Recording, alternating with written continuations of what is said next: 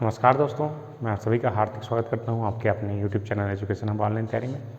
आज हम power system चालू कर रहे हैं। पावर सिस्टम में मैंने आपको 1 और 2 यूनिट कंप्लीट करा दिया है, जिसमें हम लोगों ने देखा है पर यूनिट सिस्टम्स क्या होते हैं, उनके कंपोनेंट्स कैसे एनालिसिस करते हैं।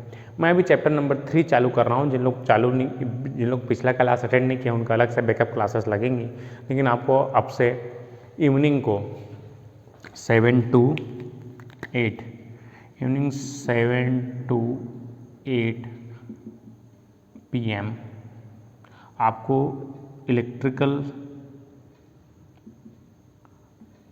पावर सिस्टम की क्लास लगेगी, जो कि आप रेगुलर बेसिक्स पे रहेगा। अभी मैं पावर सिस्टम एनालिसिस चालू किया हूँ, ठीक है। मेरा आप पर यूनिट सिस्टम अटेंड नहीं किए हैं तो वीडियो आपको मिल जाएगा पावर सिस्टम से, आप पहले से देख सकते हैं जितने लोगों ने क्लास अटेंड नहीं किया। जितने लोग क्लास अटेंड किए हैं वेरी गुड, सब लोग मेहनत कर रहे हैं, अच्छा है। आप पहले वीडियो से देखिए। अभी आपको ज़्यादा अटेंटिव रहना पड़ेगा, टीचर से ज़्यादा स्टूडेंट्स को। तो ये चीज़ें हम डिजिटल टेक्नोलॉजी का यूज करके आपको इतना सुविधा प्रोवाइड कर रहे हैं, उसका फ़ायदा उठाइए। इसमें ये बहुत ही अच्छा फ़ायदा है इसमें कि आप इसको फिर से देख सकते हैं अगर कुछ चीज़ें आपको समझ में नहीं आई तो, ठीक है। तो मैं आज पावर सिस्टम एनालिसिस से हम स्टार्ट करेंगे। इसमें हमारा पहला और दूसरा चैप्टर हमारा कंप्लीटेड है। जिन लोगों ने नहीं देखा है बिल्कुल जाके उस वीडियो को देखिए, आपको पर यूनिट सिस्टम क्लियर हो जाएगा, पर यूनिट क्वांटिटीज़ क्या है क्लियर हो जाएगा, और उसमें क्या क्या क्वेश्चंस आते हैं वो सब क्लियर हो जाएंगे। उसके बाद हम यूनिट नंबर 3 सिमेट्रिकल कंपोनेंट्स है, सिमेट्रिकल कंपोनेंट्स है ना, इसके बारे में पढ़ना चालू करेंगे। इसके अंदर के टॉपिक्स मैं इस तरीके से लिख दिया हूँ, देखिए हमको क्या क्या चीज़ें पढ़ना है। ऑपरेटर पढ़ना है इसमें, अल्फा ऑपरेटर और जे ऑपरेटर। उसके बाद पढ़ना है आपको resolution of unbalanced 3 phase system into balance 3 phase system. उसके बाद पढ़ना है हमको relationship between symmetrical and unsymmetrical components. उसके बाद हमको पढ़ना है phase sequence and sequence network, और लास्ट में हमारा फॉल्ट एनालिसिस। तो ये कंप्लीट 3 यूनिट है। इससे आपके लगभग क्वेश्चन जो है आपका यूनिट नंबर 3, इससे आपको लगभग 30 मार्क का क्वेश्चन आता है। 30 मार्क्स है ना, 30 मार्क्स का लगभग क्वेश्चन आता है इससे। तो ये बहुत ही बड़ा चैप्टर है, बहुत ही इम्पॉर्टेंट चैप्टर है डिप्लोमा पॉइंट ऑफ व्यू से। इवन इलेक्ट्रिकल इंजीनियरिंग में, इंजीनियरिंग के सिलेबस में भी ये है, तो वहाँ पर भी इसको पूछा जाता है। तो इस वीडियो में हम लोग जानेंगे कि ऑपरेटर अल्फा और जे क्या है, और resolution of unbalance into balance system. तो ये 2 टॉपिक मैं अभी यहाँ पर ले रहा हूँ। ये टोटल हमको लगभग आपको 8 घंटे का लेक्चर लग जाएगा, मतलब 8 लेक्चर, 8 से 10 लेक्चर लगेंगे इसके बाद हम इसको कंप्लीट कर पाएंगे। आज हम बेसिक से चालू करेंगे कि अल्फा ऑपरेटर क्या है, जे ऑपरेटर क्या है। मैं दावे के साथ कह सकता हूँ कि अभी अल्फा और जे ऑपरेटर आपको पता नहीं होगा, तो इससे हम स्टार्ट करेंगे। चलिए तो स्टार्ट करते हैं हम लोग अल्फा एंड जे ऑपरेटर, फिर उसके बाद हम बाकी चीज़ों को पढ़ेंगे, ठीक है। तो देखिए जे ऑपरेटर और अल्फा ऑपरेटर आपका न्यून फैक्टर्स हैं। अगर आप लोगों ने 11-12 पढ़ा है तो आपने सम्मिश्र संख्याओं, कॉम्प्लेक्स नंबर्स में इसको पढ़ा होगा। जितने लोग को याद नहीं है याद आ जाएगा। जैसे मैं बोलूँ जैसे ये जे ऑपरेटर क्या है, जैसे हम लोग कॉम्प्लेक्स नंबर में, मैंने आपको इसीलिए मैंने बेसिक मैथमेटिक्स के कॉम्प्लेक्स नंबर है ना, सम्मिश्र संख्याएं, इसमें हम लोगों ने देखा था कि जे, देखिए इकाई के घनमूल, इकाई का वर्गमूल 1/2 करता हूँ माइनस, तो ये अगर इस तरीके से करता हूँ √1/2 या फिर -√1, तो इसको हम लोग आई लिखते थे, आयोटा, आयोटा बोलते थे। याद आ रहा है? Very good. जितने लोग याद आ रहे हैं वेरी गुड, है ना। कॉम्प्लेक्स नंबर a + IB होता था, है ना, आप लोग को फेवरेट ब्रांड है। a + IB, a जहाँ पर है रियल पार्ट, b जो है हमारा इमेजनरी पार्ट है। a क्या है हमारा रियल पार्ट है, और ये क्या है हमारा इमेजिनरी पार्ट। तो ये रियल पार्ट क्या है, देखिए वास्तविक संख्या है ना, वास्तविक संख्या है, बहुत अच्छे से पढ़ लिया हम लोग। वास्तविक संख्या है और ये काल्पनिक नंबर। जैसे देखिए वास्तविक संख्या किसे बोलते हैं, जैसे 1 2 3 -1 -2, जितने भी नंबर्स आप जानते हैं, +∞ से लेकर -∞ तक जितने भी नंबर जानते हैं आप, वो सबको बोलते हैं हम लोग रियल नंबर्स या वास्तविक संख्याएं। उसके बाद इमेजिनरी नंबर किसको बोलते हैं हम लोग? ऐसे चीज़ें जो केवल कल्पना में है, हकीकत में नहीं है। जैसे कि देखिए, किसी भी संख्या का स्क्वायर करूंगा, -1 का स्क्वायर करूंगा तो मेरे को +1 मिलेगा, अगर 1 का स्क्वायर करूंगा तब भी मेरे को 1 मिलेगा। मतलब किसी भी नंबर का स्क्वायर करने पर हमको पॉजिटिव नंबर्स ही मिलता है। चाहे आप -2 का स्क्वायर कीजिए तो आपको 4 मिलेगा, चाहे 2 का स्क्वायर कीजिए तब भी आपको 2 मिलेगा। मतलब ऐसी कोई वास्तविक संख्या नहीं है जिसका स्क्वायर करने पर निगेटिव आए। तो हमने एक ऐसा माना संख्या, जैसे यहाँ पर i = क्या माना हम लोगों ने? √(-1). तो ये i² बराबर क्या होता है? -1 होता है। तो यही इसी चीज़ को देखिए, ये जो चीज़ें हैं, किसी संख्या का स्क्वायर करने पर निगेटिव आ सकता है क्या? नहीं आ सकता, नॉट पॉसिबल। जैसे आप सिनेमा देखते हैं, पिक्चर देखते हैं, है ना, हीरो ऐसे करके गाड़ी कूद देते हैं, ऐसे करके, है ना, बिल्डिंग ले छलांग लगा देते हैं, 5-6 मार देते हैं, है ना। और अकेला मिल जाइए अगर रियल लाइफ में तो 5-6 कूट के नहीं मार दी। लेकिन पिक्चर में क्या करते हैं हम लोग? ये सब इमेजिनेशन है। जैसे आप हैरी पॉटर देखे हो, है ना, गाड़ियाँ में लगी वो करता है, चीज़ें उड़ने लगती हैं, है ना, तो स्मृति विलोपन करता है तो माइंड चला जाता है ना। हैरी पॉटर देखे होगे तो ये सब कल्पना है ना, J.K. रॉलिंग जी का है ना। तो ये चीज़ें मुझे को याद रखनी है, J.K. रॉलिंग ने लिखा था, है ना। तो ये चीज़ें हैं आपको याद रखनी, जो ऐसी चीज़ें जो कल्पना में है उसको बोलते हैं हम लोग काल्पनिक नंबर, इमेजिनरी नंबर्स। तो ये हमारा केवल कल्पना में है, तो इसी को हम लोग nothing but I is nothing but J। In electrical engineering हम I मतलब करंट जानते हैं, तो इसीलिए सिर्फ केवल I मतलब करंट होता है करके हम लोगों ने J लिया है, और कोई अंतर नहीं है, यही चीज़ें हैं।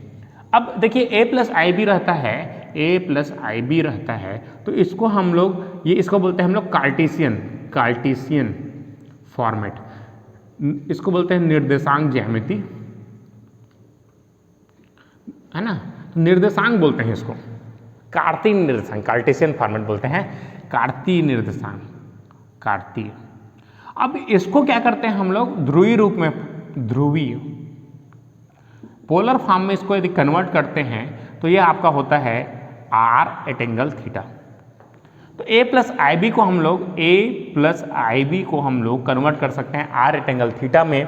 चलिए, तो इसी को हम लोग बोलते हैं पोलार फॉर्म। तो पोलार फॉर्म में क्या होता है? देखिए, पोलार फॉर्म में कैसे चेंज करते हैं, कैसे कन्वर्ट करते हैं a+ib को? तो ये होता है mod ऑफ r@θ, जहाँ पर mod of r is equal to आपका वैल्यू होता है √a² प्लस b², और angle of theta equal to क्या होता है? tan inverse b/a। तो इस तरीके से हमको याद रखना है, सब चीज़ों को मैं याद करा रहा हूँ क्योंकि मैक्सिमम लोग भूल जाते हैं इन चीज़ों को। तो ये कुछ नहीं है, बस आपको इस तरीके से याद रखना है। अगर मैं बोलूँ कि 1, इस तरीके से मैं क्वेश्चंस दे रहा हूँ, आपको चेंज करना है इसको।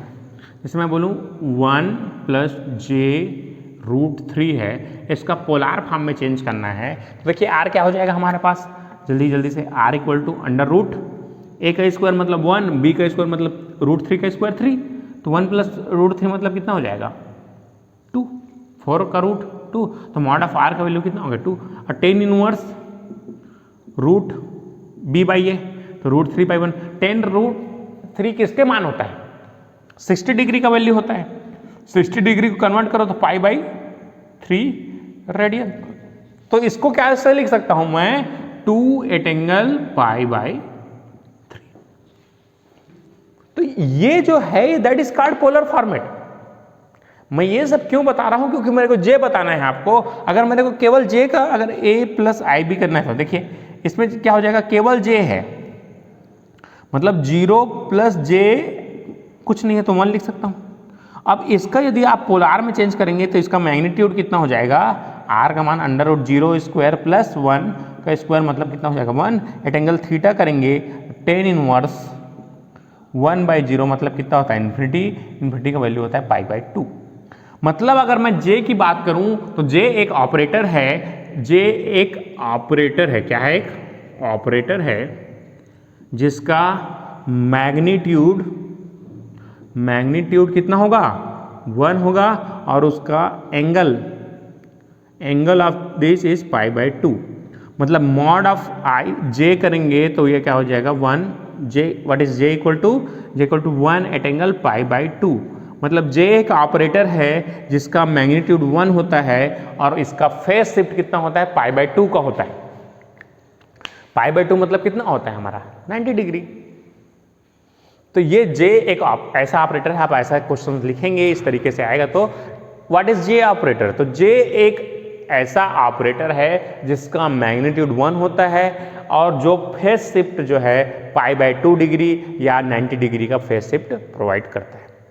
तो ये हो गया आपका जे ऑपरेटर। चलिए अब ये इस तरीके से बनता है, जल्दी से स्क्रीनशॉट खींच लीजिए इसका। Very good.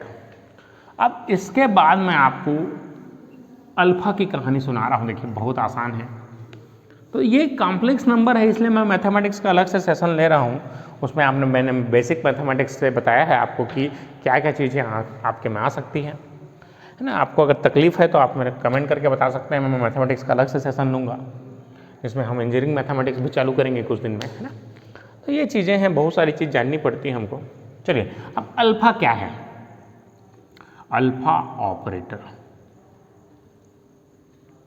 अल्फा ऑपरेटर क्या चीज़ है इसके बारे में जानते हैं।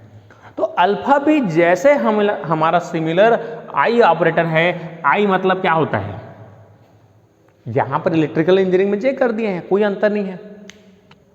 वो के जे नाम कहना गलत कर दिया, है ना। जैसे अल्फा ऑपरेटर क्या चीज़ है, अल्फा ऑपरेटर हमको निकालना है, जैसे सिमिलर हमने जैसे निकाला है जे ऑपरेटर। तो आपने इकाई के घनमूल पढ़ा होगा, अगर किसी को याद आया होगा, इकाई के घनमूल पढ़ा होगा ने आप लोगों ने, तो ये हो जाता है 1 ओमेगा ओमेगा स्क्वायर। तो ये omega is nothing but alpha. चलिए मैं अभी इसको प्रूव कर रहा हूँ ताकि आपको क्लियर हो जाए। कुछ नहीं है जिस चीज़ें दोस्तों, केवल नाम चेंज कर दिया है, आप लोगों ने पढ़ा है। आपने 11th चैप्टर में 11th क्लास में सब पढ़ के आ गए हैं, जिन लोगों ने 11th 12th पढ़ा है। तो मैं देखा हूँ most of the engineering and diploma जो भी स्टूडेंट्स हैं उनका लेक ऑफ स्टडी जो है 11th और 12th है। आपने 11th 12th अच्छे से नहीं पढ़ा है तो इसलिए आपको इधर तकलीफ हो रहा है। चलिए तो मैं अभी एक को बता रहा हूँ क्या है कि घनमूल, ये 30 मार्क्स का है हमारा, ठीक है। तो ये देखना है, इसमें बहुत ही इंटरेस्टिंग कंसेप्ट्स हैं, बहुत ही इंटरेस्टिंग चीज़ें हैं, आपको पढ़नी है। मैं सर्किट इसलिए पहले पढ़ाया हूँ ताकि आपको जो यहाँ पर केसीएल केवीएल लगाएंगे वो तो क्लियर रहे एक बार, है ना। और 4th सेमेस्टर का भी चालू करूँगा, ठीक है। तो कुछ दिन में पहले इसको कंप्लीट करेंगे हम लोग। अल्फा ऑपरेटर, देखिए अल्फा ऑपरेटर का मान निकालना है। तो हम जानते हैं, देखिए इकाई के घनमूल x बराबर मान लेता हूँ 1 का घात 1/3। इकाई के घनमूल, घनमूल मतलब क्या होता है, क्यूब रूट 1/3। अब इसका अगर क्यूब करेंगे तो क्या हो जाएगा, 1 मिलेगा। अब इसका x क्यूब माइनस 1 कर दूँ तो इक्वल टू 0 मिलेगा। क्यूबिक इक्वेशन हो गया x a का क्यूब माइनस b का क्यूब। a का क्यूब माइनस b का क्यूब का क्या फार्मूला होता है, a minus B A square plus A B plus B square. तो क्या हो जाएगा, a plus B x square plus x plus 1 equal to 0। अब यहाँ से आप देख रहे हैं तो आपको यहाँ से एक वैल्यूज मिल जाएगा, x माइनस 1 इक्वल टू 0। तो यहाँ से x का वैल्यू बन गया 1। नेक्स्ट इसमें अब यहाँ पर श्रीधराचार्य बाबा को बुलाइए। चलिए बाबा को बुलाते हैं, श्रीधराचार्य बाबा को। क्या बोलता है क्या बोलते हैं हमारे बाबा जी कि इसमें x का श्रीधराचार्य जो हमारे बाबा जी हैं उन्होंने इसका मान निकालने के लिए दिया है। x का वैल्यू क्या होता है, minus B plus minus under root B square minus 4ac by 2a। तो ये देखिए बाबा जी को सब जगह है बाबा जी, है ना। तो याद रखिए इसको, माइनस बी तो माइनस क्या हो जाएगा, minus 1 plus minus under root B square minus 1 का square plus 1 plus minus 4ac। तो माइनस क्या हो जाएगा, minus 4 into 1 into 1 by 2a 2 into 1। तो क्या हो जाएगा यहाँ से आगे, minus 1 plus minus under root B square 1 minus 4 1 minus 4 कितना गया, माइनस 3/2। तो यहाँ से आपके x के वैल्यूज आ जाएंगे। देखिए ध्यान से इधर, माइनस 1 प्लस, देखिए ये √3 क्या लिख सकता हूँ, √3 इसको j √3 लिख सकता हूँ, और डिवाइड बाई 2 कर दीजिए, डिवाइड बाई 2। तो ये x का वैल्यू हो गया, एक x का वैल्यू -1/2, एक बार माइनस चिन्ह लेंगे तो -j√3/2 होता है। It is nothing but alpha, it is nothing but alpha square. तो जो ये वैल्यूज हैं इकाई के जो घनमूल हैं उसी को हम बोलते हैं अल्फा ऑपरेटर। कुछ अंतर नहीं है दोस्तों, है ना। हम बड़े हो गए हैं तो नाम चेंज हो गए हैं, ठीक है, और कुछ नहीं है। पहले 1 2 3 पढ़ते थे, ABCD पढ़ते थे, अब ABCD तो 1 2 3 है। और कुछ है क्या अंतर बताओ? अगर इसमें मैं Z, ये हमारा 52 अक्षर है और हमारा ABCD है और 1 2 3, इसके अलावा कुछ है क्या? ये नथिंग। आप इसको गहराई जाएंगे तो, है ना। तो J क्या है? ABCD में J आता है, 1 2 3 में 1 2 3 आते हैं, XYZ में ABCD में XYZ आता है। रिश्ता वही, सोच नहीं। चलिए,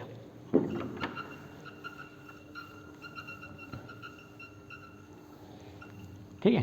तो यहाँ से अगर मैं वैल्यूज निकालूंगा तो ये मेरा अल्फा के बराबर होता है।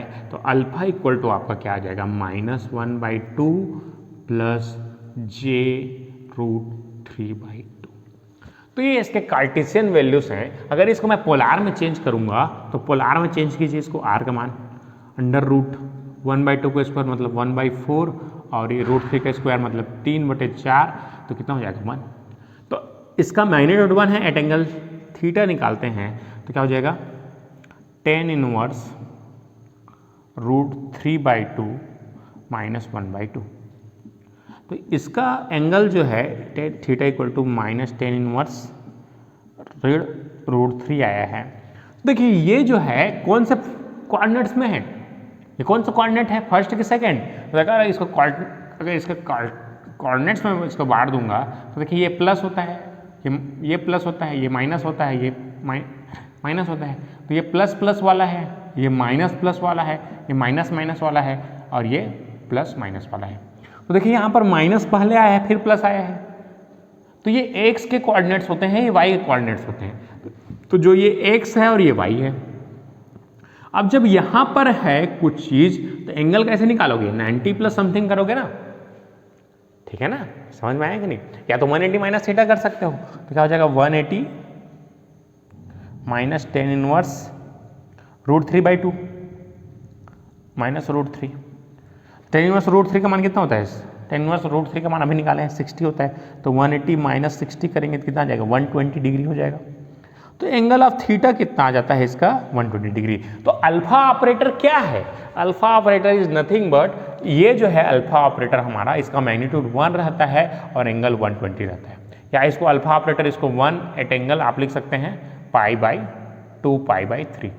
तो ये हमारा है अल्फा ऑपरेटर। बहुत आसान है, देखिए दोस्तों, है ना। क्या है ये? इकाई के घनमूल है। हम वहाँ पर 1 ओमेगा ओमेगा स्क्वायर लिखते थे, जिनको भी याद है 11वीं 12वीं अच्छे से पढ़े हो, और जिनको याद नहीं है याद करो फिर से। और ये जो मैं बता रहा हूँ इनको याद रखिए। 11th का बुक उठाइए, आप समित संख्याओं को पढ़ना चालू कर दीजिए, एक बार रिवीजन कीजिए, आपको याद आ जाएगा। तो यहाँ पर मेरे को बताना था कि अल्फा ऑपरेटर और जे ऑपरेटर क्या है। तो अल्फा एक ऐसा ऑपरेटर है जिसका मैग्नीट्यूड 1 होता है, मतलब इसमें किसी चीज़ का, किसी भी क्वांटिटी का मल्टीप्लाई करूंगा तो उसके मैग्नीट्यूड में कोई फर्क नहीं पड़ेगा। लेकिन एंगल कितना है इसका? 120 डिग्री है। तो ये 120 डिग्री से ये फेस शिफ्ट कर देगा, बस ये इसका ये काम है। तो आपको याद रखना है जे ऑपरेटर क्या है? जे ऑपरेटर इज नथिंग बट, इसका 1 एट एंगल, इसका बताया था जे ऑपरेटर का 1 at angle 0, 1 at angle 90 degree. यहाँ पर जे ऑपरेटर बताया था ना मैं आपको। तो जे ऑपरेटर इस क्या होता है? इसका मैग्नीट्यूड 1 होता है, एट एंगल π/2 होता है ना। तो ये चीजें आपको क्लियर रखनी है, क्या चीजें होती हैं। बहुत आसान चीज है, ठीक है, क्लियर हुआ चीजें। तो इतना ही चीज है, आपको पढ़ना है बहुत ही अच्छे से। अब इसके बाद हम लोग पढ़ेंगे कुछ नई चीजें जिसके बारे में आपको इसमें मैं बताऊंगा। चलिए ठीक है, अब यहां तक क्लियर हो गया। इसको स्क्रीनशॉट खींचो जल्दी से।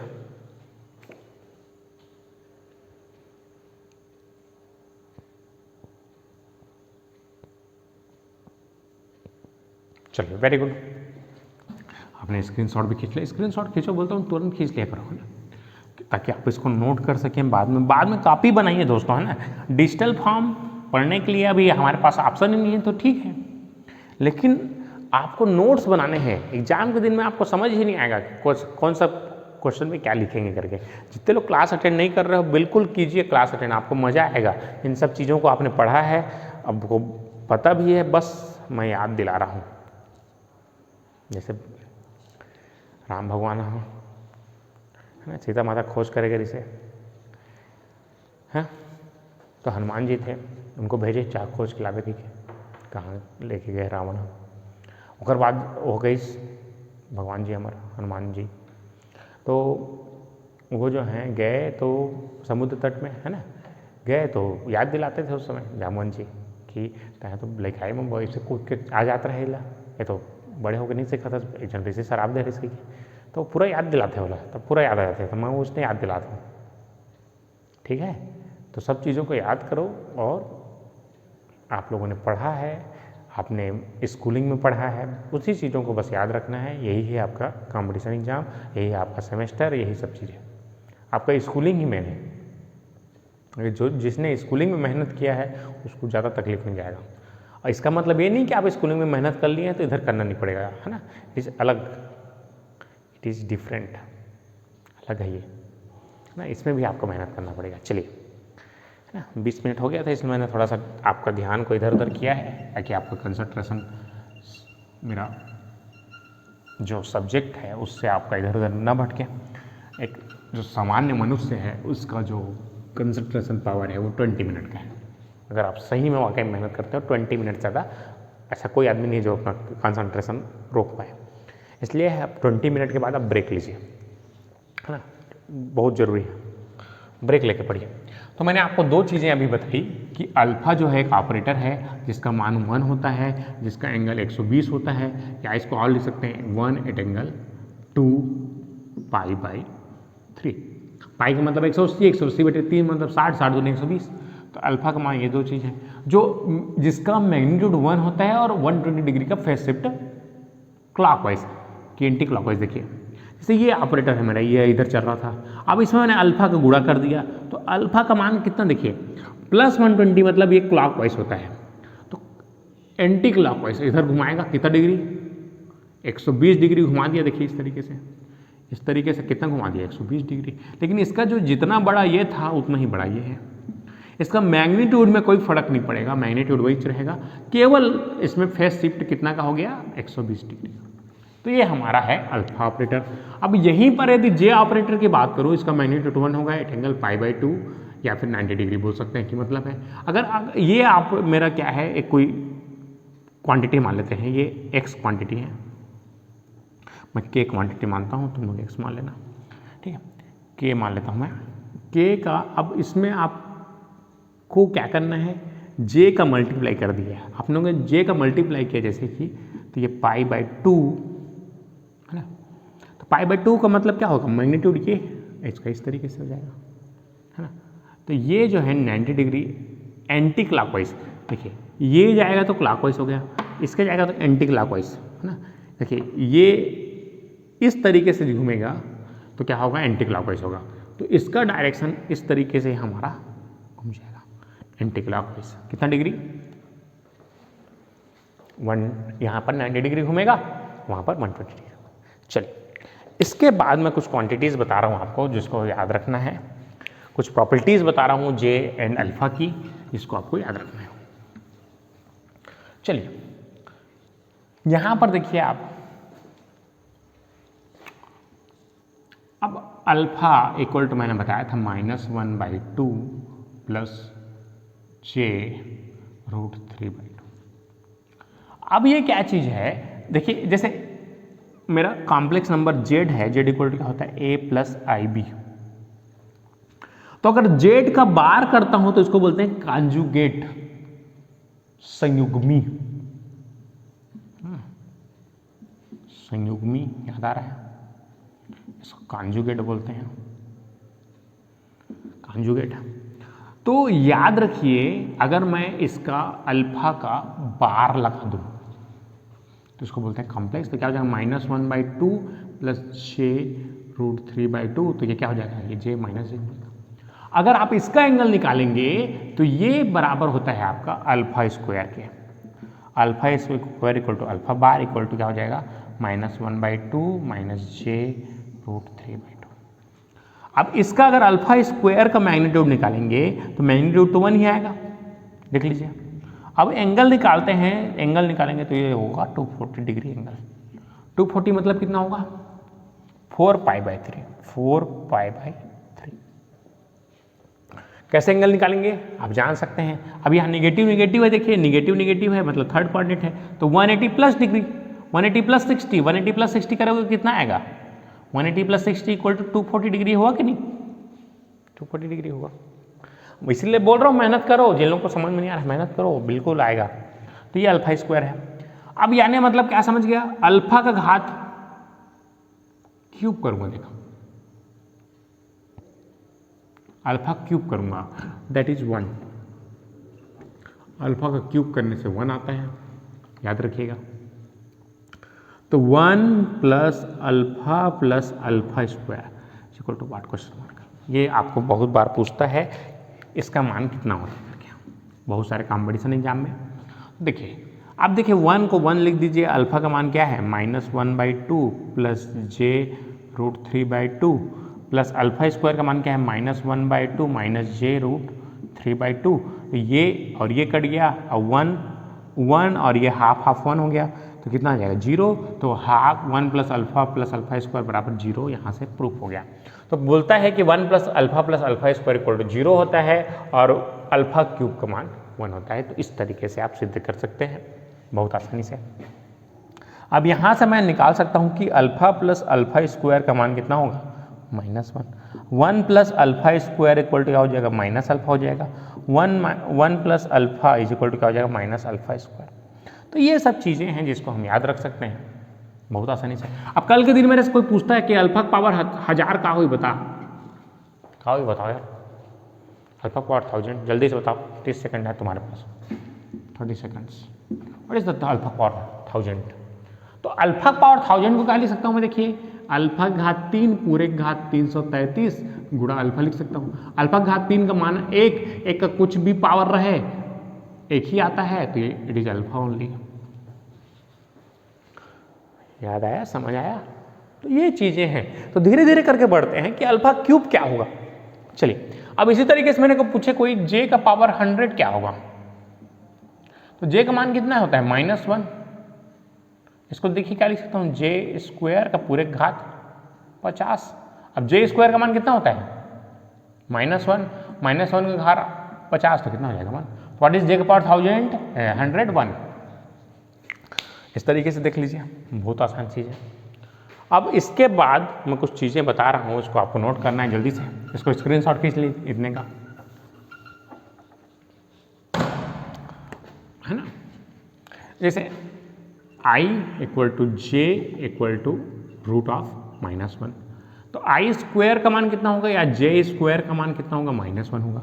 j का पावर 3 करेंगे इस तरीके से -i होगा, या इसको लिख सकता हूँ i स्क्वायर इंटू i, तो i स्क्वायर का मान -1 तो -i हो जाएगा j क्यूब का मान। और j का पावर 4 करता हूँ -j होगा, है ना, j square into j, j square into j square लिख सकता हूँ, तो -1 इंटू -1 कितना हो जाएगा, 1 हो जाएगा। तो j का पावर 4 का मान कितना होता है, 1 होता है। अब कल के दिन मेरे से पूछ रहा है कोई कि j का पावर 1001 क्या होगा, चलो निकालो क्वेश्चन आंसर निकालो। क्वेश्चन दे रहा हूँ, question number 1, question number 2, j का पावर 2020 कितना होगा। उसी तरीके से अल्फा का पावर 2020 कितना होगा, चलिए क्वेश्चन दे रहा हूँ बनाना चालू कीजिए। अल्फा का पावर 2021 कितना होगा, चलिए जल्दी से निकालना है आपको, फास्ट निकाल के बताइए मेरे जल्दी से।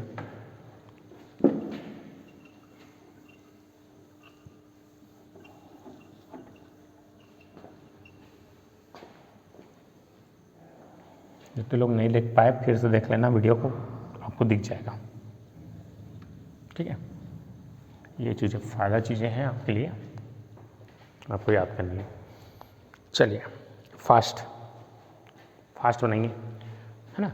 जैसे जे का पावर में क्या पूछा हूँ 1001, तो जे का पावर 4 पूरे का पावर 250 लिख सकते हो, गुणा जे का पावर 250 मतलब कितना हो गया 1000, 1000 और 1 तो ये कितना हो जाएगा, इसका मान कितना होता है 1 का पावर कोई भी रहेगा 1, तो इसका मान कितना आ जाएगा जे, तो जे का power 1001 is equal to only j. अब जे का पावर 2020 मतलब जे का पावर इसको कितना लिख सकता हूँ 4 पूरे का पावर 4 से भाग दीजिए, 4 से भाग दे दीजिए ना इसको, 4 पंचे 20, पूरा भाग जा रहा है तो पूरा भाग जाता है 4 ही डिवाइड हैं तो 1, इसका आंसर आ जाएगा। इसका अल्फा पावर 2020, अल्फा पावर 3 का पावर कितना लिख सकता है इसको देख लीजिए, 3 से डिवाइड कर दीजिए, तो 3 से डिवाइड करने पर आपको देखिए मैथमेटिक्स में बताया था मैं आपको, 3 से डिवाइड करते हैं तो क्या बचता है इसमें, जो उसका सम है उसी का रिमाइंडर बचता है 30 पावर अल्फा पावर 1 बराबर 1। चलिए समझ में आ रहा है नहीं आ रहा है, देखिए फिर से बता रहा हूँ, अल्फा पावर 2020 है ना, इसको भाग दे दीजिए 3 से, 3 सत्ते 3 छिक्का 18, 2 बचा, 3 सत्ते 21, कितना बचा 1 बचा, 3 तिया 9, 1 बचा, तो इसको क्या लिख सकता हूँ अल्फा पावर 3 पूरे पावर 673 गुणा अल्फा का पावर 1 लिख सकता हूँ। अभी इतने 2020 के बराबर है तो कितना है अल्फा का पावर 3 मतलब 1 का पावर एनीथिंग इक्वल टू 1 आ जाएगा, तो क्या आ जाएगा अल्फा आ जाएगा। तो इसी को मैंने आपको नंबर सिस्टम का जो मैंने कंसेप्ट बताया था यूनिट डिजिट अप्रोच, उसमें मैंने ये बताया था देखो इसकी साइक्लिसिटी कितनी है 3 है, अल्फा की साइक्लिसिटी कितनी है 3 है ना, तो 3 से डिवाइड कर दीजिए। अब 3 से डिवाइड वैदिक मैथ्स बताया था कि 2 और प्लस 2 4 होगा, बीजांकों का योग, जैसे मैं बोलूँ 10 को 3 से भाग देंगे तो कितना आ जाएगा 1 बचेगा, आप दोनों को जोड़ दीजिए उसको रिमाइंडर को 1/3 कीजिए तब भी रिमाइंडर 1 बचेगा। अगर मैं बोलूँ कि 14 है ना, तो 14 का अगर भाग देंगे 3 से कितना बचेगा 12 बचेगा, 2 बचेगा ना रिमाइंडर। वैसे 14 को 1 + 4 को कितना हो जाएगा 5 को अगर 3 से डिवाइड करेंगे तब भी 2 बचेगा ना, तो पूरा आप 2020 को डिवाइड करेंगे टाइम लगेगा कि नहीं, तो इसको क्या कर दीजिए 3 से डिवाइड कर दीजिए। तो 3 से जैसे ही डिवाइड करते हैं तो इसका सम तो 4/3 करेंगे तो 1 आएगा ना, तो alpha power 1 it is answer है ना, alpha power 1 is the answer. जितने लोग को नहीं आए फिर से देख लेना, अल्फा का स्क्वायर आ जाएगा इसमें, बहुत आसान है। टेक्निक सीखे दोस्तों है ना, एक सब्जेक्ट को दूसरे सब्जेक्ट में अप्लाई करना सीखे, ठीक है। तो चलिए आज के लिए इतना ही रखते हैं, अगले वीडियो में मिलते हैं फिर से, हम इसके सिमेट्रिकल कंपोनेंट्स देखेंगे नेक्स्ट वीडियो में। तो यहाँ तक आपको कंप्लीट करके आना है, नोट्स बना के आना है और अच्छे से रखना है। चलिए ठीक है, आज के लिए इतने ही रखते हैं, धन्यवाद।